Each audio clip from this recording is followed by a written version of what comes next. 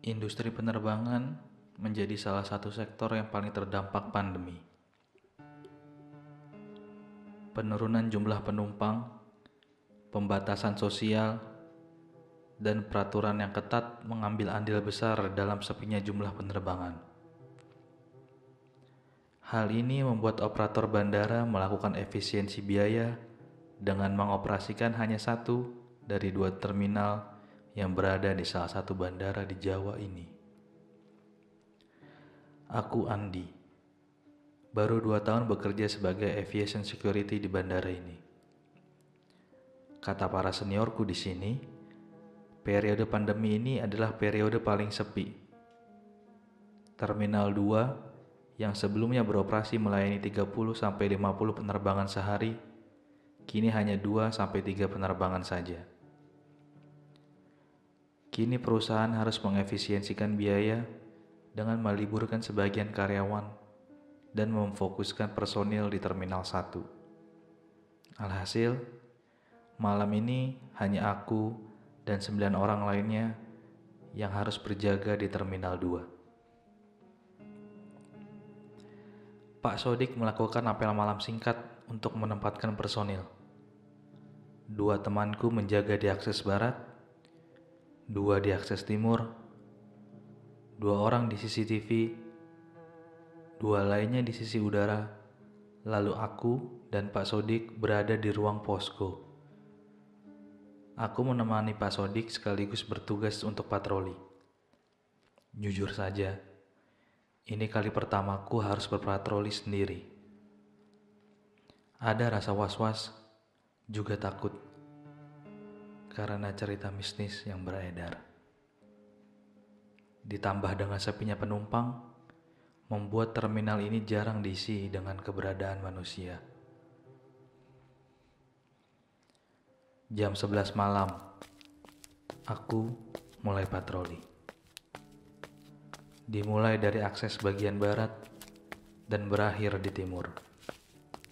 Aku berjalan mengecek setiap bagian dari akses barat. Setelah selesai, aku pamit dengan temanku, lalu melanjutkan patroli ke check-in counter area. Aku pastikan tidak ada hal dan barang mencurigakan yang tergeletak atau sengaja disembunyikan. Saat aku sedang sibuk patroli, terdengarlah suara keras kaca pecah. Aku kaget, lalu berjalan menuju sumber suara itu. Tak lama, rekanku di CCTV menghubungiku. Walking patrol, CCTV, monitor. CCTV walking patrol masuk. Sepertinya ada kerusakan di kaca eskalator dekat check-in. CCTV melihat ada pecahan kaca di sekitar eskalator, tapi tidak terpantau sebab kerusakannya. Bisa tolong merapat ke TKP? Ganti. Di copy, menuju ke TKP. Aku kemudian berjalan menuju TKP. Perasaanku cukup gak enak dengan keterangan temanku tadi. Mana bisa kaca eskalator pecah tanpa sebab. Aku mempercepat langkahku dan sampailah aku di TKP. Benar saja, kaca bagian bawahnya pecah. Seperti ada sesuatu yang menabraknya atau habis dilempar. Tapi aku telusuri, tidak ada batu atau benda lain di sekitar eskalator. Hanya ada serpihan kaca yang berserakan di mana-mana. Kemudian, aku menghubungi CCTV kembali.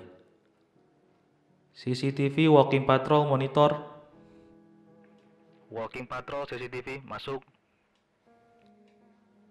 Kacanya benar pecah, kayak dilempar atau ditabrak sesuatu. Tapi aku nggak lihat benda lain di sekitar sini. Di sini juga nggak ada orang selain aku.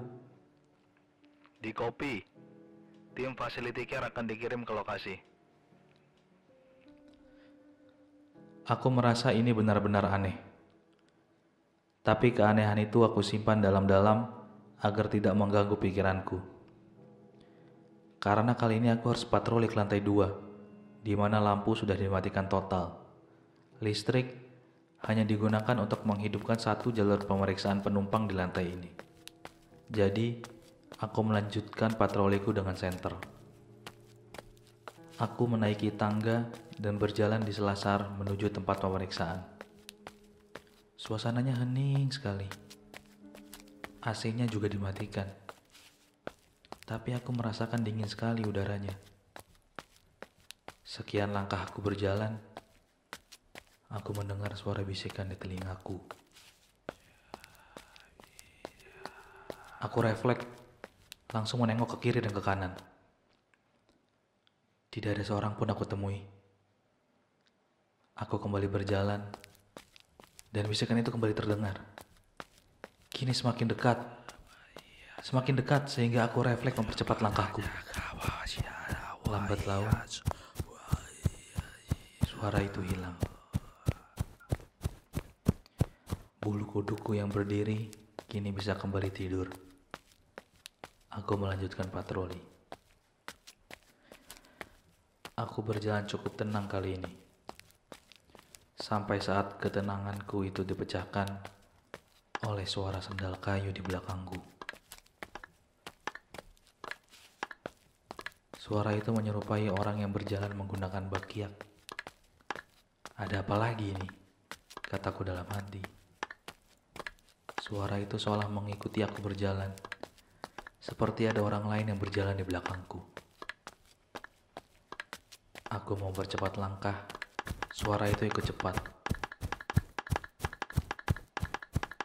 Hingga sampailah aku di tempat pemeriksaan. Saat masuk ke area itu, suara itu tiba-tiba menghilang. Lega rasanya. Kemudian, aku masuk melewati WTMD. WTMD adalah alat pemeriksaan seperti gawang atau gerbang yang kalau dilewati benda logam akan berbunyi. Aku berjalan melewatinya dan alat itu berbunyi. Kemudian berhenti. Saat aku hendak jalan meninggalkan area itu, terdengar suara bakyak itu lagi. Suara itu terdengar jauh, tapi seperti mendekat ke arah WTMD itu. Semakin keras, semakin kencang, dan WTMD itu berbunyi seolah ada orang yang melewatinya. Aku refleks, aku langsung berlari sekencang-kencangnya hingga sampai di ujung selasar. Aku berhenti sejenak untuk mengatur nafasku. Lalu kemudian, Walking patrol, CCTV, masuk. wah, aku kaget mendengar suara hatiku sendiri. CCTV, working patrol, masuk. Bisa ke area kedatangan. Di CCTV kelihatan ada orang jalan di sekitar area itu. Penerbangan kan sudah selesai dari jam 8 tadi. Penerbangan selanjutnya besok pagi. Takutnya ada orang gak berkepentingan masuk.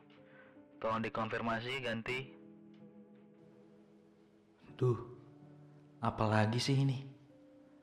Kejadiannya makin kesini makin aneh. Ya tapi aku gak bisa berbuat apa-apa selain memastikannya. Aku berjalan turun ke area kedatangan. Di sana kutemui ada perempuan yang tengah kebingungan.